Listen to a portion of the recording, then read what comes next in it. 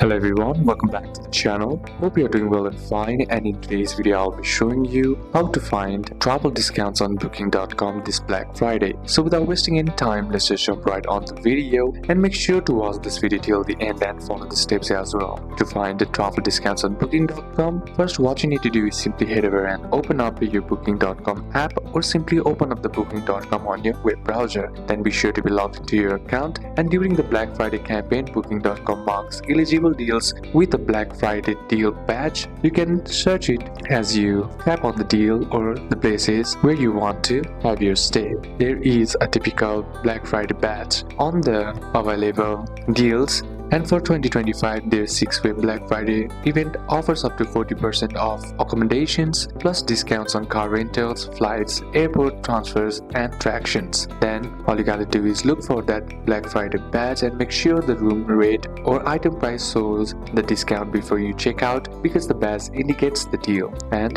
note that not all properties apply. Now next is to check if you are logged into the booking.com Genius membership. To do it, simply head over back, tap on your account on the bottom right corner of your screen, and here below your name you'll find the Genius membership. Now all you gotta do is simply apply for it if you don't have it, and you can see there is level 1 which offers 10% discounts, and for level 2 10 to 15, and for level 3 10 to 20%. You can also use promo codes or coupons that are provided on the site by simply heading over and selecting one of the properties, and once you tap on that, here you'll be able to see promo codes, or the promo codes will be applied right here as well. So all you gotta do is choose with the flexible dates and destination and the price, and all you gotta do is pay for it. So these are a couple of steps that you can apply, and that's it for today's video, guys. Hope this video was useful to you. Leave a like if it did, comment down any questions that you have, and see you soon on the next one.